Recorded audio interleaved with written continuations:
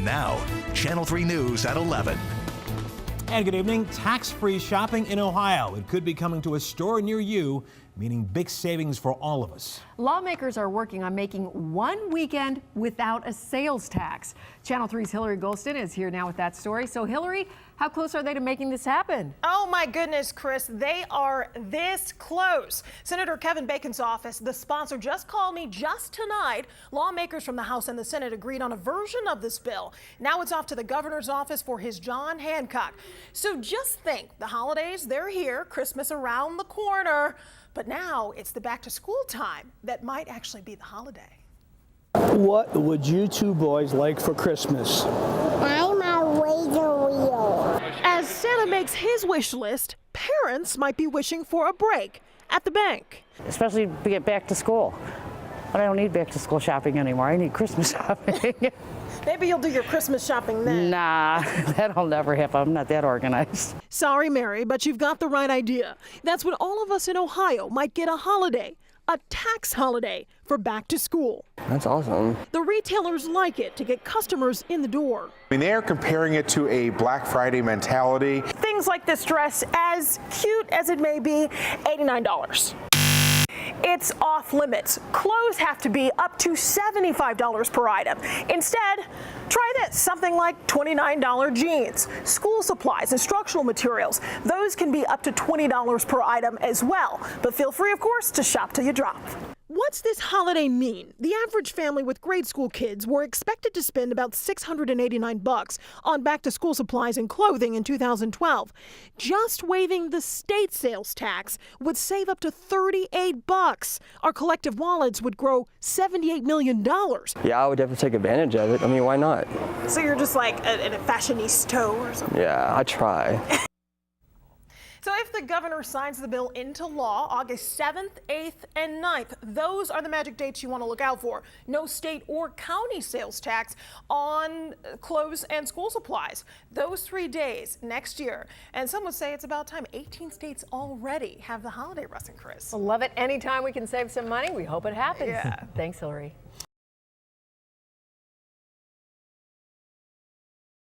An effort to curb prostitution in the city. Channel 3's Hilary Golston was there as they made the bust this evening. She joins us now live with a look at how this operation went. Hilary? Chris, every night police are patrolling for prostitutes, but tonight they were looking for the Johns. They had gotten some complaints on the west side from neighbors that there had been issues with prostitution. So they decided to put an undercover female officer at one intersection, and tonight we're giving you a rare look at the results. But I'm a known prostitute, so I understand that. If you couldn't hear that clearly, this woman says she's a prostitute. I literally was at the corner store. It's a contempt of court. Arrested in a West Side prostitution sting. Woman. But hey, Ma, I hope y'all see me and know that I'm on my way to jail. After woman brought in. This woman had a felony burglary warrant out for her. And police found this on her: a needle, a spoon, a lighter, drug paraphernalia. On the street, they call it the works. What they do is they put the heroin in there, heat it up, and then they put the cotton balls in there to use it as a filter. You know, they're saying that you're a pimp. Is that true? I'm not no pimp. No. Police even think they got a pimp. You got ID on you?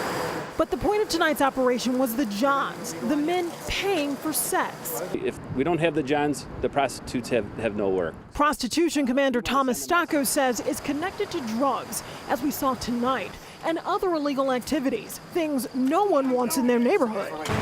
Police put an undercover female officer at 78th and Lorraine. After they rounded up all the hookers, the point is basically to have only one person working the street tonight, their undercover cop. To let Johns know if they're looking for paid sex, police are looking for them.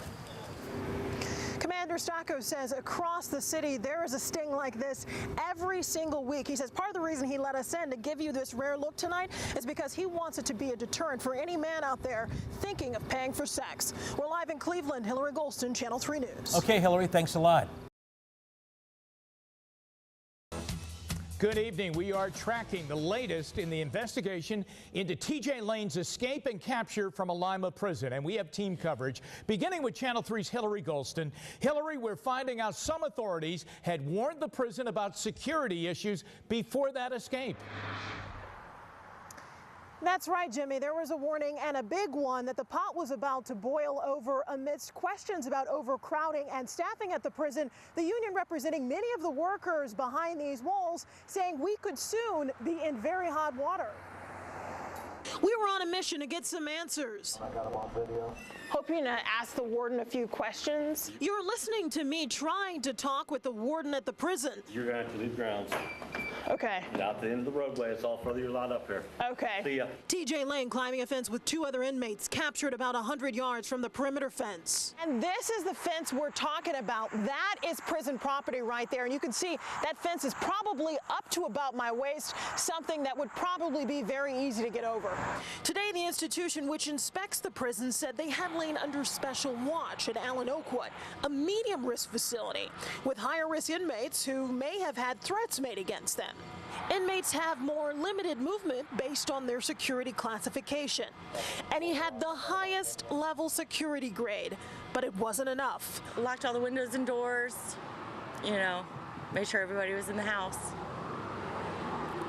Wouldn't let my dog out. But how did he get out?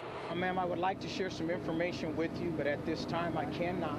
The union representing the majority of Ohio corrections workers said they warned them about staffing levels being too low and inmate security levels not being adequate at the prison. We had some employees that actually went and talked to the administration about the allegations from an inmate. The one inmate was secure, but we still don't believe that there was proper follow-through. The union reports they told the prison, watch out, there's a prison break in the works. Writing, Wednesday, a day before the escape, union staff at the facility warned DRNC that an escape was being planned. They claim nothing was done. The security protocols dealing with protected custody inmates, we don't believe that these guys should have even had access outside unescorted. Criminal and administrative investigations are now underway. TJ Lane, as well as the 2 other inmates who escaped, have been transported to the Youngstown facility, which is a maximum security facility. We're live here in Lima. Hilary Golston, Channel 3 News. Thanks very much, Hilary. A family torn apart after a 28-year-old woman was shot and killed, leaving behind 3 children. And police say the man in custody is her ex-boyfriend. With the suspect behind bars, the family tells us this is a tragic turn in a series of abusive events. Channel 3's Hilary Golston joined us on the Near East Side, where a vigil just wrapped up. Hilary, good evening. Good evening to you, Russ. Friends tell me that this man came after Mallory Farrell about a month ago with a hammer and then got locked up, but was let out on bond after his mom posted the bond for him. And they also tell me that she'd still be alive if he were behind bars tonight. What? She doesn't deserve it. Go ahead and say it. What do you want me to say? She doesn't deserve it. The tears of the children tell the story. I love you, Mallory. Not a dry eye at tonight's memorial for 28-year-old Mallory Farrell, gunned down. The suspect in custody, neighbors say her ex-boyfriend. She didn't have the means to get away from here, but this guy was such a stalker. No matter where she would go, she had just changed her number not even a week ago, maybe 2 weeks ago, and he got it. Witnesses say her 3 children were home and her 8-year-old daughter saw her mother killed right before her eyes. She saw it happen. She witnessed what happened to her mother in her final moments. And everybody feels for her kids because they don't deserve that kind of, they don't need to live like that. The man behind bars tonight, neighbors say, wasn't when Mallory was killed. And then what? Not even 2 weeks later, he kills her right in front of her kids. Her ex-boyfriend allegedly went after Mallory with a hammer, but got out of jail, reportedly bailed out by his mom. And he beat her with a hammer, had stitches in her, over her eye and everything. This neighbor was home and tried to resuscitate her. I heard the gunshots. I go, Mom, them's gunshots. Then I heard the little girl yelling, Poppy, Poppy. Hey, boom, Mommy's bleeding. And then me and my neighbor ran in and she was laying there. 32-year-old Alberto Medina is behind bars tonight in connection with this case, and neighbors here say that is her ex-boyfriend. Now, we're also told some wonderful things about Mallory, that she was a wonderful mother and leaves 3 beautiful children behind. We're live in Cleveland tonight. Hilary Golston, Channel 3 News. Tragic beyond belief. Okay, Hilary, thank you. And now, Channel 3 News at 11. Hey, good evening. It is Halloween time again, and that means haunted houses. A new trend adding to the fear experience is getting touched. Yes, is the approach of actually touching people crossing the line. Well, you can be the judge. That's true. Hilary Golston is live in Broadview Heights. Wow, one of those haunted houses with a demonstration. Hilary is somewhere there, trust us. Yes, I am. This is where you get that hands-on experience, and I mean, that's definitely the pun intended. Now, this is a place where if you want them to touch you, you really kind of don't have a choice. They definitely will. These are the rules, basically. We thought we'd show you in the light. They can touch you shoulders up and knees down. So now that you can see in the light, let's turn off the lights and take you into the dark.